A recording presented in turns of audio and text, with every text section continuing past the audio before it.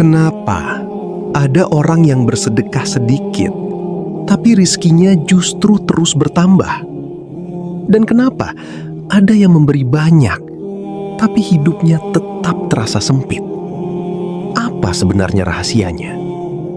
Bagaimana kalau bukan soal seberapa banyak kita memberi, tetapi kepada siapa kita memberi?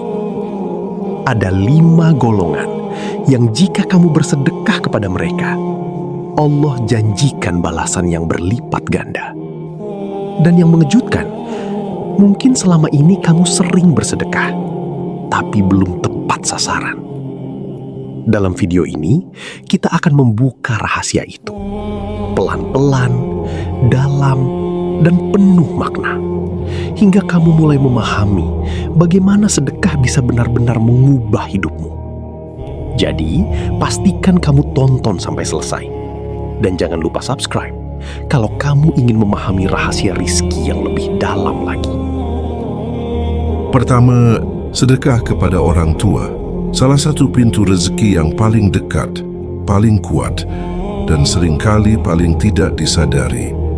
Karena dalam hubungan ini, bukan sekadar memberi materi, tetapi ada nilai yang jauh lebih dalam, bakti, cinta, dan ridha yang menjadi kunci terbukanya keberkahan hidup.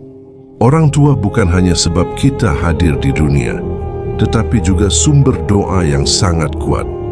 Dalam banyak ajaran disebutkan bahwa ridha Allah bergantung pada ridha orang tua. Artinya, ketika kita membahagiakan mereka, membantu mereka, dan meringankan beban mereka, bukan hanya mereka yang merasakan kebaikan itu, tetapi langit pun mencatatnya sebagai amalan yang sangat besar nilainya. Sedekah kepada orang tua tidak selalu harus dalam jumlah besar. Kadang yang paling bermakna justru hal sederhana, memberi dengan tulus, membantu kebutuhan mereka, atau sekadar memperhatikan hal-hal kecil yang membuat mereka merasa dihargai. Dari situlah lahir kebahagiaan mereka, dan dari kebahagiaan itulah mengalir doa yang tulus. Lebih dalam lagi, doa orang tua memiliki kekuatan yang luar biasa. Tidak selalu terdengar, tidak selalu terlihat, tetapi dampaknya nyata dalam hidup. Banyak kemudahan yang datang tanpa disangka, banyak kesulitan yang terasa ringan, dan banyak jalan yang terbuka. Seringkali itu adalah buah dari doa orang tua yang ridha. Syekh Abdul Qadir Al-Jailani dan para ulama mengingatkan bahwa salah satu sebab sempitnya rezeki adalah ketika hubungan dengan orang tua tidak baik. Bukan karena Allah tidak memberi, tetapi karena keberkahan itu terhalang. Sebaliknya, ketika seseorang berbakti dan bersedekah kepada orang tuanya, keberkahan itu mengalir, bahkan dalam hal-hal yang tidak ia sadari. Menariknya, sedekah kepada orang tua juga melatih keikhlasan yang sangat dalam, karena memberi kepada mereka bukan sekadar kewajiban, tetapi bentuk cinta. Tidak ada perhitungan untung rugi, tidak ada pamrih. Dari sinilah hati menjadi lebih lembut dan hidup menjadi lebih ringan. Orang yang terbiasa memberi kepada orang tuanya juga akan merasakan ketenangan yang berbeda. Ia tidak hanya mencari rezeki untuk dirinya, tetapi juga untuk membahagiakan mereka. Dari niat inilah Allah sering membukakan jalan karena ada cinta dan bakti di dalamnya. Pada akhirnya, sedekah kepada orang tua bukan hanya tentang memberi, tetapi tentang membuka pintu langit. Karena sesungguhnya ketika orang tua tersenyum karena kita, disitulah ada doa yang terangkat. Dan ketika doa itu sampai, rezeki bisa datang dari arah yang tidak pernah kita sangka. Kedua, sedekah kepada keluarga yang membutuhkan. Salah satu amalan yang memiliki nilai ganda, bukan hanya sebagai sedekah, tetapi juga sebagai bentuk menjaga silaturahmi. Dalam pandangan Islam, memberi kepada keluarga tidak sekadar membantu secara materi, tetapi juga menguatkan ikatan hati, mempererat hubungan, dan menghadirkan keberkahan dalam kehidupan. Seringkali kita lebih mudah memberi kepada orang lain yang jauh, tetapi justru lupa pada keluarga sendiri yang diam-diam sedang kesulitan. Padahal mereka adalah orang terdekat yang paling berhak merasakan kepedulian kita. Ketika kita membantu saudara, sepupu atau kerabat yang membutuhkan, kita tidak hanya meringankan beban mereka, tetapi juga menumbuhkan rasa kasih yang mungkin mulai memudar. Dalam tasawuf, sedekah kepada keluarga memiliki keistimewaan tersendiri karena di dalamnya ada keikhlasan, ada tanggung jawab, dan ada cinta. Ia bukan sekadar memberi, tetapi menyambung hati. Dari sinilah lahir keberkahan, bukan hanya dalam harta, tetapi dalam hubungan dan kehidupan. Syekh Abdul Qadir Al-Jailani mengajarkan bahwa rezeki yang berkah seringkali mengalir melalui hubungan yang baik. Ketika silaturahmi terjaga, pintu-pintu kebaikan terbuka. Sebaliknya, ketika hubungan renggang, seringkali keberkahan itu terasa berkurang. Maka sedekah kepada keluarga bukan hanya membantu mereka, tetapi juga membuka jalan rezeki bagi diri sendiri.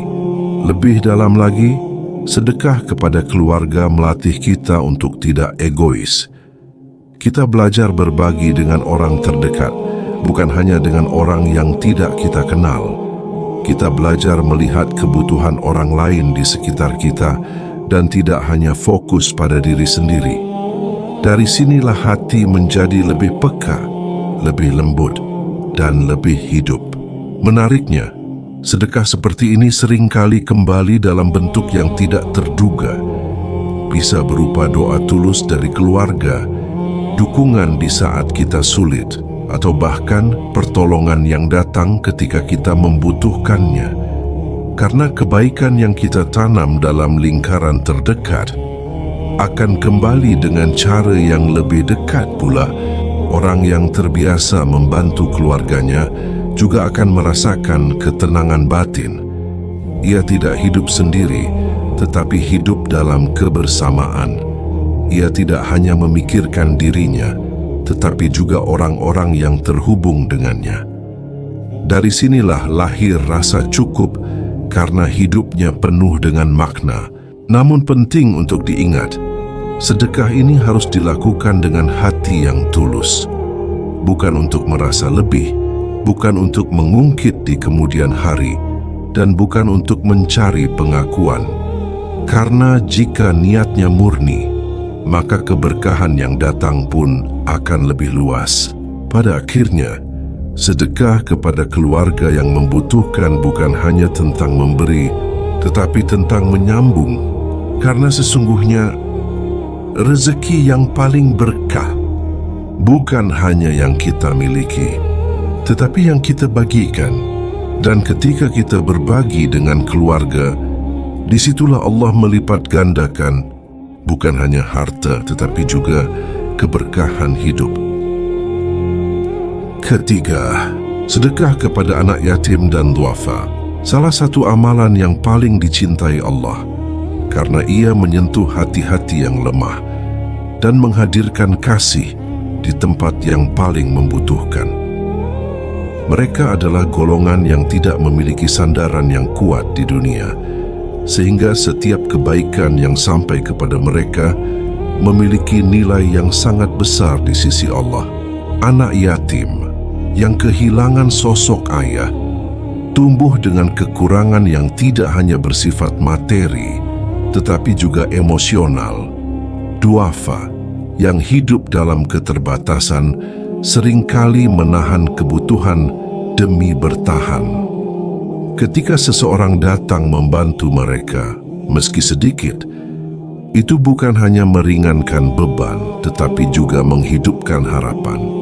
Dalam tasawuf, membantu mereka bukan sekadar sedekah, tetapi bentuk cinta yang tulus. Karena kita memberi tanpa mengharap balasan, tanpa mengharap imbalan dunia. Kita memberi karena melihat mereka sebagai amanah dari Allah. Dari sinilah lahir keikhlasan yang murni, dan keikhlasan itulah yang membuka pintu keberkahan. Syekh Abdul Qadir Al-Jailani dan para ulama mengingatkan bahwa anak yatim dan duafa memiliki kedudukan istimewa di sisi Allah. Doa mereka mudah diangkat, hati mereka dekat dengan langit, dan air mata mereka tidak pernah sia-sia.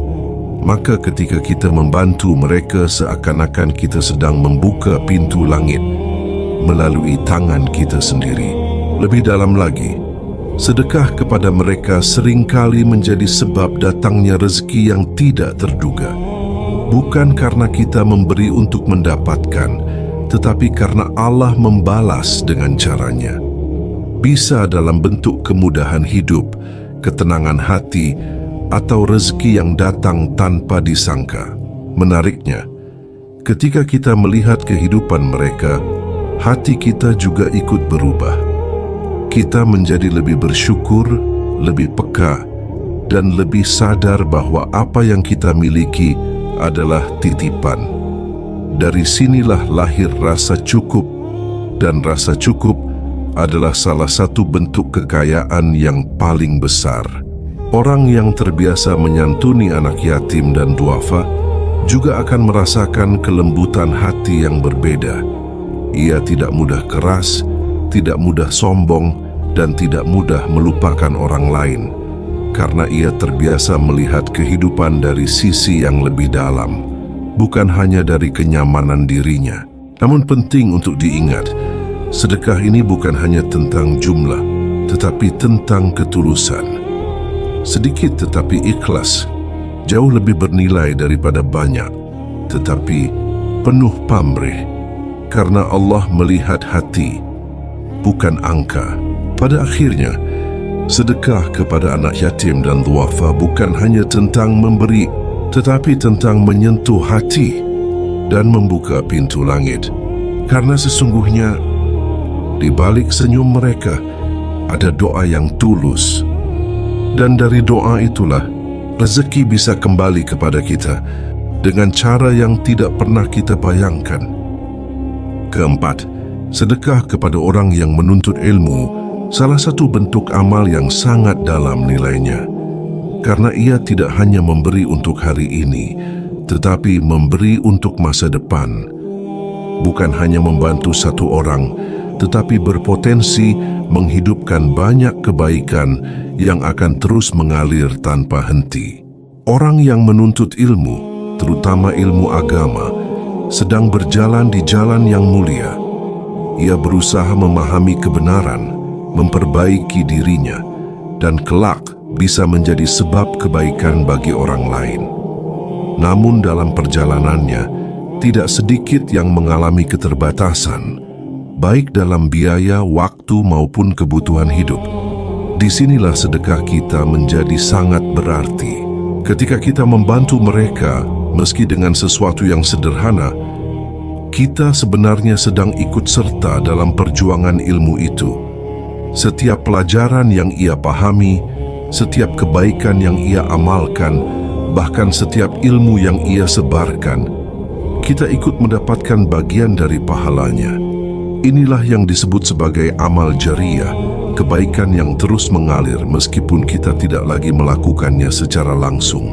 Syekh Abdul Qadir Al-Jailani dan para ulama mengajarkan bahwa mendukung penuntut ilmu adalah investasi akhirat yang sangat besar, karena ilmu tidak berhenti pada satu orang.